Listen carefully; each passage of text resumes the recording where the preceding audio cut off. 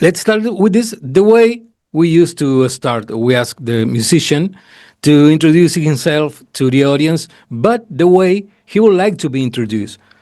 How should I introduce you properly? That's a good question, my friend. My name is Ambush Oskar, and I sing, and we just released a new album, and we're coming to South America in November. We're coming both to Uruguay and Argentina and Brazil, Paraguay, and Chile. So yeah, that's why I'm here, and I hope to see many Okay, new faces. that's a good presentation. It's the second time you're going to come to Uruguay. First time was a couple of years ago, if I don't. Yeah, a couple of years ago. Do you remember something about Uruguay? Did you like it? What is going to change? Yeah, to be honest, I mean, when we came to Uruguay, we were very surprised with the Montevideo, the city. It was Right. amazingly beautiful. And we had, actually, it was the guitarist Olaf's birthday when we were there. So our dear promoter, Matthias, he took us to a steakhouse and we ate the most beautiful meal there. It was in Montevideo in one of those marketplaces where you could eat wonderful food. And I bought a mate. I remember I have it here. So it was the first time that we came in contact with mate, and I really like that. You like mate? Like this? Yeah, of course. People outside Uruguay or Argentina don't usually like mate. So Oh, but I love it. I love it. I will buy more now when we come back to Uruguay. Well, Oscar, we can agree Ambush has, we could call it an old school sound. How hard is it today, modern days, technology days, to have an old school sound? Yeah, I mean, when you start a band and when you start recording an album, you need to decide what your music should sound like in a way. Mm-hmm. And when we started this band, we were very much into. We knew what we were not into. We were not into the overproduced, modern sounding records that had too much compression, had like left no spirit of the old ways of mixing. So that's what we wanted. In the beginning, we were using only analog recordings, but now we are heading into digital recordings. Of course, we still have analog, so all the songs are actually on analog, but it's digitalized afterwards. So, I mean, for us, we just want a sound that is heavy metal, and for us, that the guitars are very much mid, and that the vocals are like a bird swarming around the music, and not a small little needle. So that's how we wanted it to sound like.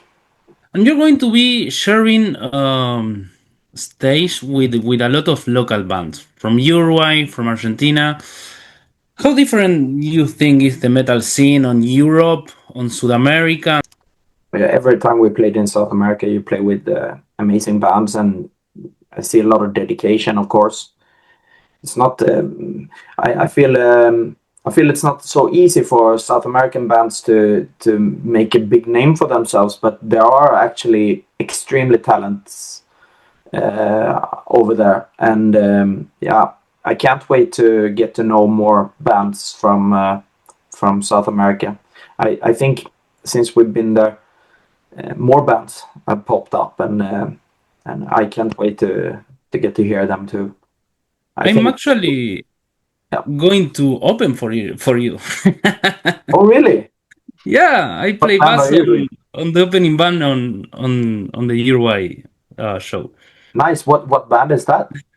Superstition. Superstición in Spanish. Superstición. Yeah. So I'm going to see you there. Of course. That would be an honor. We play together. No, my honor. Yeah. Great. Well, you were talking about the overproduction in modern metal, especially. Do you think at the end, all the bands, every band finish sounding just like the same, all of them, when they use that kind of overproduction? I think nowadays there's a standard in how things should sound. And I don't think that the bands decide that. I think it's the music production or the record labels that they know what sells. And for me, especially in modern metal, for too long it's been a wall of sound. So you want to create as much wall of sound as possible, because that sounds expensive to most people. And we want to do it a little bit opposite of that. We want to make every instrument heard, and we want the live sound on the album. And as you said, if you only produce records to standard, then all the bands will sound pretty much the same. I mean, it leaves less freedom to the musicians if your guitar is sounding exactly the same as that other band's guitarist. Yeah. That doesn't make sense for me. I think you should try to find something unique. And for us in Ambush, we are producing the record, so we don't have a producer. So we are ourselves in the studio in the mixing phase and producing the record together with our mixing guy Mankan. Yeah. So for us, we're part of all the process in the music creation and mixing, which is very good. I think I would recommend all bands to do that, because no matter if you know everything about mixing, you have ears. Yeah. And okay, so this sounds cool. Maybe we could try this. And then the mixing guy would say, yeah, but you're full of shit because you don't know what you're talking about, I am the mixing guy. Yeah, of course. And then you have you have to make like I get a little bit and the mixing guy get a little bit, and then you create something that is different from the standard. Yes, because sometimes even in modern metal, it's hard to recognize the band till the vocalist starts singing. The band is all the same. I agree. Yeah. Hopefully this will change, and I think most people don't care actually. They just want to put on a record and listen. They don't care. But for me as a musician and fan of heavy metal, I'm more nerdy when it comes to this stuff. So I guess it makes sense to be able to distinguish the guitarist of Iron Maiden to the guitarist of Judas Priest to the guitarist of Halloween. Yeah, and this is currently like this new wave that people start calling it the new wave of traditional heavy metal.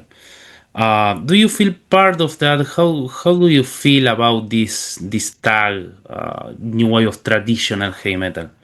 I love it, because that's pretty much what we want to do. We want to play the traditional music, and there are many bands that are part of this way, but we're pretty much fed up with all this too much digitalized auto-tune, all these robotic sounding guitars. So I think it makes sense for us to be together, and we found many good friends of all the bands that play this music as well. So usually they're very nice guys, also not very pretentious. We can drink beer, we can have fun and party as well when we play together. So it's nice to be part of a scene in a way.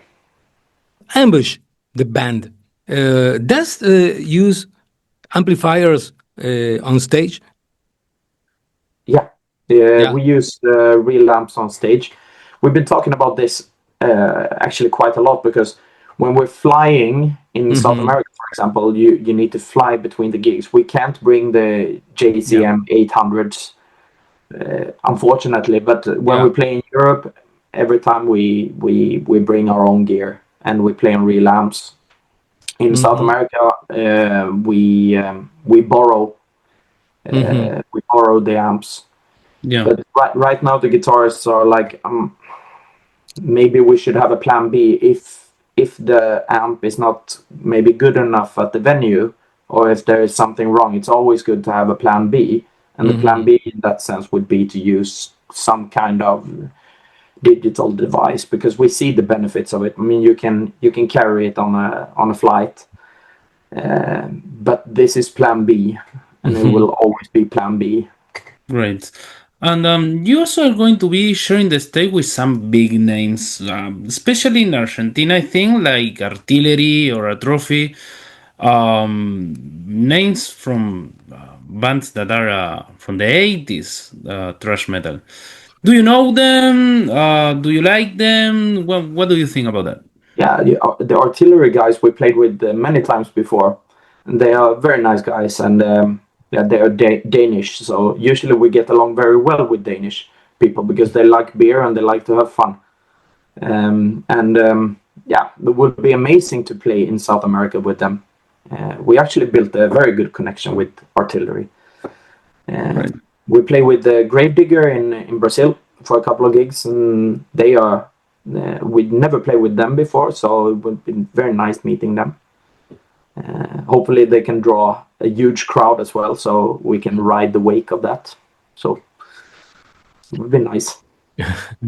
Oskar, Ambush have got a great sound in this last album. How hard is it to bring it on stage live, especially here in South America? Yeah, it's all the songs that we have on the new record should be. I mean, it's a deal breaker for us. We must be able to play them live, otherwise they won't be on the album. For us, I mean, we've been rehearsing the songs for the upcoming tour a lot. We've been on tour now in Europe. I just came home. I came home 2 days ago from a European tour together with the Angel Witch. So we tried the songs out, and they work. Actually, the audience love them, and I think the boys play them brilliantly. For me, it's like muscle memory to be able to sing the songs, because you need to sing maybe 10, 20 times before you get the muscle memory of the song. It's different when you rehearse and when you play live, because when you play live, it's all about like adrenaline and stuff.